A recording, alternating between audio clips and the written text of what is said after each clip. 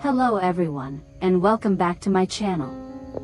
Today, I'm bringing you the latest episode in the series about Lythica and Officer Hùng, two resilient souls who have weathered countless storms together. After long days caring for Tony and rebuilding their new home, it seemed like peace had finally returned to their lives. But an unexpected incident suddenly strikes, turning their world upside down once again. In this episode, Lythica will have to face a heartbreaking truth, while Hùng, the man who has always stood strong, finds himself, for the first time, torn between duty and love. Flickering lights in the new house, the sound of rain falling outside, and Tony's anxious eyes all seem to foreshadow that something ominous is about to happen. Will they have the strength to overcome this new challenge? And what awaits them behind it all?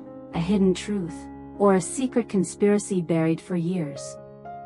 Stay tuned and watch the full video to uncover the unexpected twists awaiting Lythica and Hùng. And don't forget to like, share, and leave a comment to support the channel and help us bring you more episodes. After more than a week at the therapy center with Lythica and Tony, Hùng finally returned home.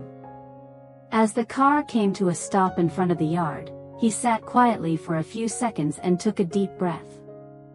The familiar scent of the countryside filled the air, the smell of damp earth after rain, the distant crow of a rooster, and the faint aroma of kitchen smoke drifting through the line of areca palms at the gate.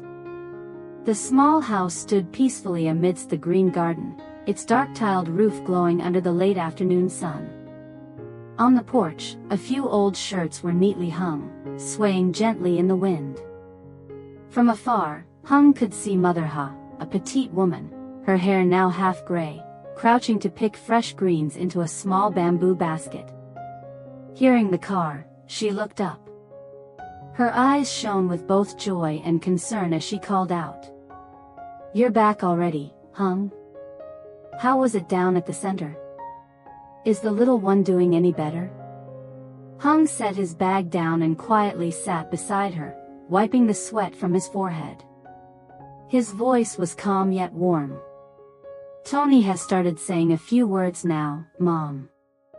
It was hard at first, but lately he's been responding better. Some days he can even call Mom and Grandma quite clearly." Mother Ha froze for a moment, then clasped her hands together and looked up to the sky, whispering softly, "Thank heavens, thank our ancestors for their blessings. All your efforts weren't in vain." Hùng saw tears glistening in her eyes, a mix of relief and happiness. He smiled, feeling a quiet warmth spreading through him after the long, exhausting days. A while later, Mother Ha sat silently, her hands gently playing with a few sprigs of fresh greens. Her voice softened. "It must have cost a lot down there, right, son? The medicines, food, and Tony's lessons too." Hùng chuckled lightly, trying to keep his tone calm so she wouldn't worry. "Not too much, Mom. The center doesn't charge tuition, just meals. I did enroll Tony in a private special therapy class. It costs a bit more, but I can handle it." Hearing that, Mother Ha sighed deeply. Her gaze drifted far away, tinged with guilt. "Oh dear, you already work so hard, and now you have to manage all that too. I can't help much, just watching the house, the chickens, and watering the vegetable beds." Hùng smiled and reached out to hold her wrinkled hand, squeezing it gently. "Please don't say that, Mom. You've done more than enough. Thanks to you, Lythica and Tony can stay at the center without worrying about things back home." Mother Ha nodded, her eyes brimming with tears. She turned away slightly, pretending to focus on the basket of greens, hiding the shimmer at the corner of her eyes. The wind from the yard carried in the earthy scent of smoke, brushing over their sun-kissed faces, a kind mother and a devoted son-in-law. In that quiet afternoon, only the rustle of leaves and their steady breathing could be heard, two souls sharing the same roof, the same worries, and a fragile hope slowly taking root somewhere far away. As mother and son sat down for dinner, the rain began to fall softly outside the porch. At first, it was just a few drops tapping lightly on the old tiled roof. Then the rain grew heavier, blending with the rustling sound of wine through the bamboo grove at the village gate, that familiar melody that always signaled nightfall in the countryside. Raindrops struck the banana leaves in the yard with a steady lop, dop, then slid down in small streams along the roof's edge, glimmering faintly in the light of the oil lamp. The scent of damp earth, kitchen smoke, and simmering fish mingled together, a simple, warm fragrance found only in rural homes when it rains. The kitchen glowed dimly under the oil lamp resting on the wooden shelf. Its golden light was faint, but enough to reveal every wrinkle on Mother Ha's gentle face. Her shadow stretched long across the wall, trembling slightly each time the wind slipped through the cracks in the door. On the dinner tray lay just a few simple dishes: braised fish, a bowl of mixed vegetable soup, and a small plate of pickled eggplant. Yet for Hung, it was more comforting than any feast after so many days away. Mother Ha slowly picked up a piece of fish and placed it in Hung's bowl. Her voice was soft, filled with quiet sorrow. "You know, I heard Hoica say there are many children at the center even worse off than Tony, poor little souls." Her hand trembled as she spoke, her eyes distant, haunted by the memory of those children, blank stares, lips that moved without sound, tiny hands reaching out for the warmth of their mother's arms. Every time she thought of them, her heart clenched with compassion, for Tony, and for all those little ones born with struggles yet still fighting each day. Hung set down his chopsticks, pausing for a moment before replying gently. "You're right, Mom. There's a child there, 4 years old, who still hasn't spoken a single word. Seeing them makes me realize how lucky we are. Tony is still behind, but he's improving every day. If we keep at it, I believe he'll get there." Outside, the rain fell steadily, and a cool breeze drifted into the small kitchen. The curtain swayed, the oil flame flickered, and their shadows wavered on the wall, 2 silhouettes, one old and one young, sitting quietly together on a rainy night. Mother Ha nodded, her fingers tightening around the warm bowl of rice. Her voice trembled, choked with emotion. "I only hope my grandchild keeps trying. One day, he'll be able to talk like all the other children. No matter how hard life gets, I'll bear it, as long as I can see him smile, that's enough." Hung looked up at her.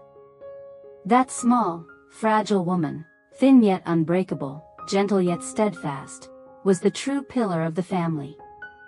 Her hair had turned silver, her face lined by time, yet her eyes still radiated kindness, patience, and boundless love. He pressed his lips together and smiled faintly, feeling the weariness inside him melt away. He knew that without Mother Ha, tending the home in silence, keeping the light burning, and ensuring there was always a warm meal waiting, he and Hoica could never have focused so fully on caring for Tony. Mother Ha, the one who rose before dawn to light the stove, who called softly before the roosters crowed, who waited by the porch whenever her children were late, she was, and always had been, the soul of the home. Because of her, the fire of that humble household had never gone out.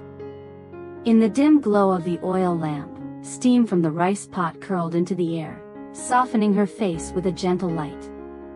The entire house seemed wrapped in a quiet, rustic peace, the kind of peace Hung had longed for through all those restless, weary days away from home. The faint clink of a ladle against the pot echoed between the steady rhythm of raindrops. Every sound, every breath in that small kitchen carried warmth and tenderness. And in that moment, Hung simply looked at his mother in silence, because he knew that some things didn't need to be said. They only needed to be felt, with the heart. For the past week, Hung had been staying at the hospital with Hoica and Tony. Long days and cold, white corridors blurred together as he and his wife took turns staying up through the night, coaxing their son to speak, to react, to recognize sound. When things finally started to stabilize, his leave of absence ended, forcing him to return to work. That morning, the rain was falling again, soft and steady. The air was cool and fresh, filled with the scent of damp earth and kitchen smoke drifting from the nearby houses. Before heading to work, he didn't forget to shoulder 2 heavy bunches of bananas, nearly 50 kilos, the ones he and Mother had grown behind the house, to sell at the market. The rain kept falling, thin streams rippling across the wet road, splashing against his darkened pant legs. Wearing his old raincoat, Hung carried the load with steady steps, slow but firm. People in the market glanced his way and whispered, "Hey, isn't that Officer Hung from the district? My goodness, he's selling bananas now." Some were curious. Some pitied him. But Hung only smiled, setting his baskets down, his voice calm yet resolute. "There's nothing shameful about earning an honest living to care for your family." He wiped the rain from his brow, though it was still falling, and began arranging the bananas neatly, cleaning each one before laying them carefully on an old tarp. An elderly woman passing by stopped to buy 2 bunches. She handed him the money and smiled. "These bananas must be good, you can tell the grower put their heart into them." Hung nodded softly. "Thank you," he said. His hands were soaked, but his eyes were bright, his heart strangely warm.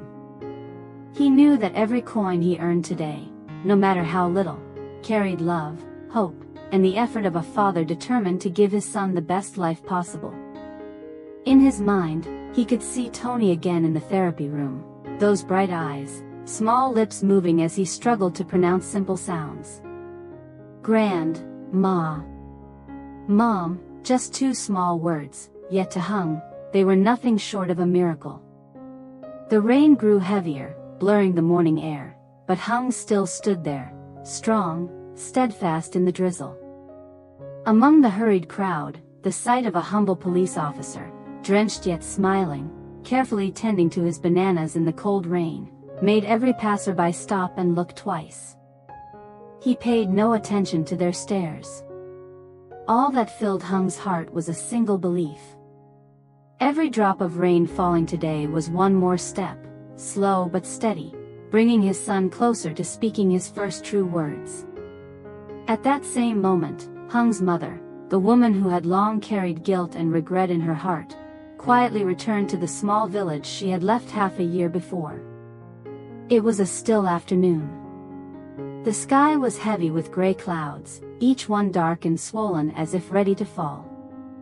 A cool breeze swept in from the rice fields, carrying the damp, earthy scent of wet straw, sharp yet achingly familiar. The dirt road leading into the village had been freshly layered with gravel, but every step she took felt as though she were walking across the remnants of her past, on wounds that had never fully healed. Children played along the roadside, their laughter ringing out in the humid air. The sound pierced her heart. It had been so long since she'd heard such pure, peaceful joy. Ahead, a row of areca palms swayed in the wind. Weak sunlight filtered through their leaves, scattering pale golden streaks across the muddy road. Each house, each bamboo fence, each distant bark of a dog made her chest tighten, for this was once home, once the place where she had everything, before she lost it all. When she reached the old house, she stopped. The wooden gate, once faded and splintered, had been repainted, brighter now, yet strangely unfamiliar. The plaster walls no longer bore the blotches of time, and the roof tiles had been replaced, glowing red under the evening sun. But the small window where Hung once sat reading the newspaper, sometimes looking up with a smile just for her, remained exactly as it was, silent and unchanged, a witness to the life they once shared. She stood still for a long time, eyes fixed on the house before her.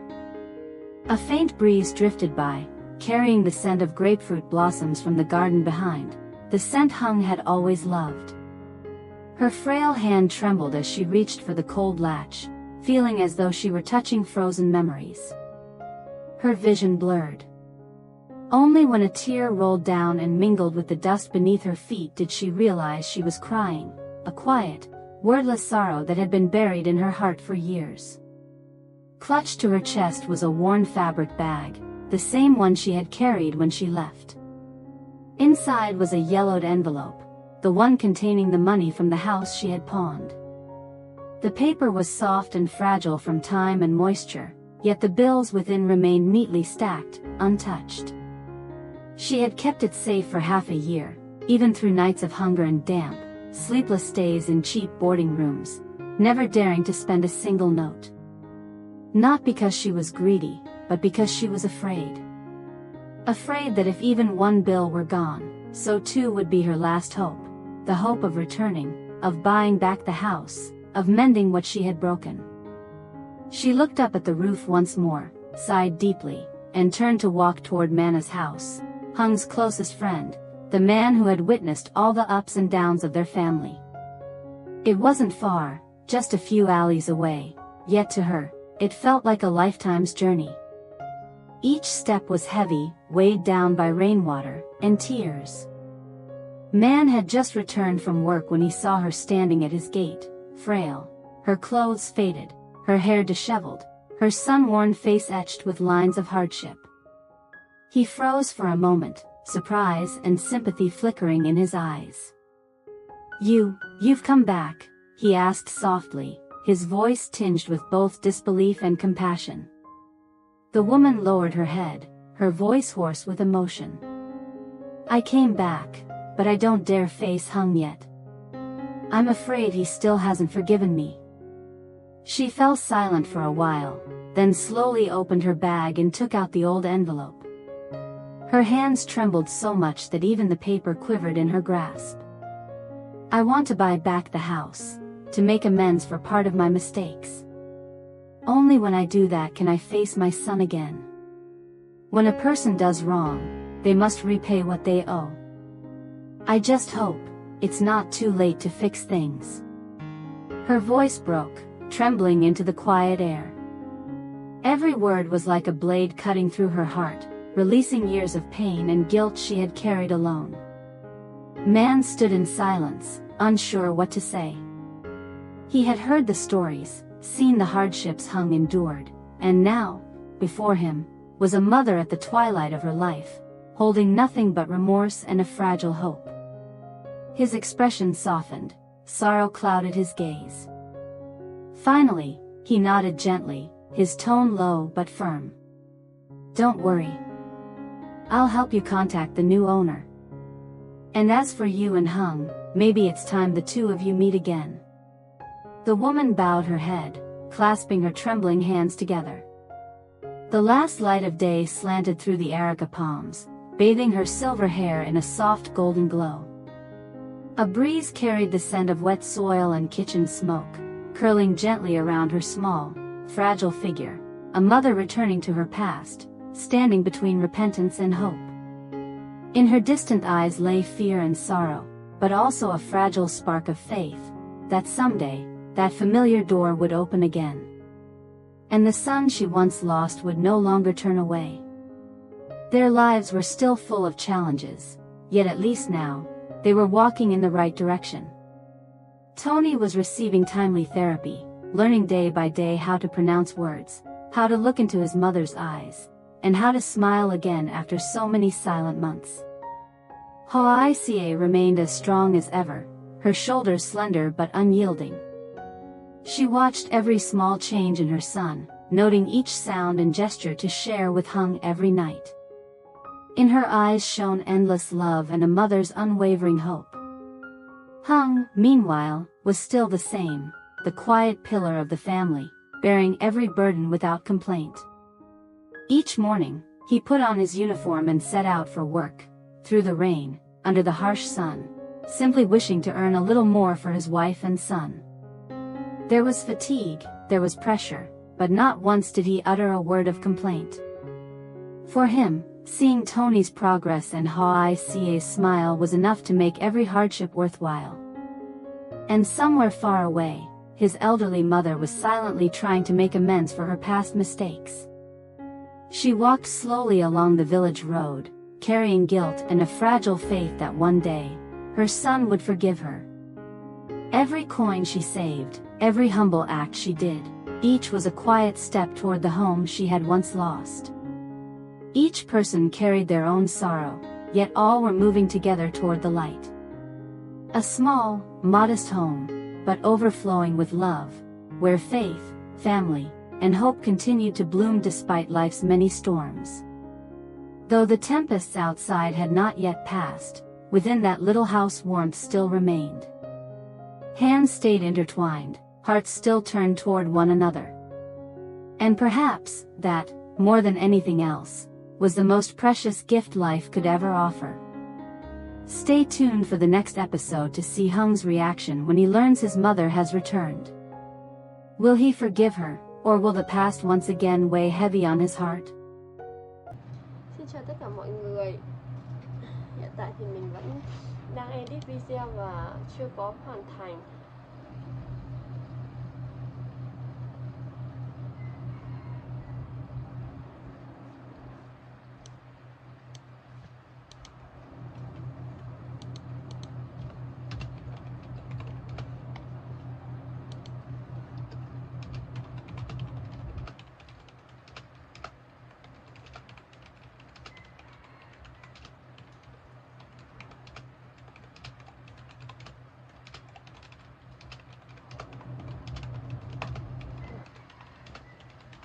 Giờ thì mình đang đặt tên video.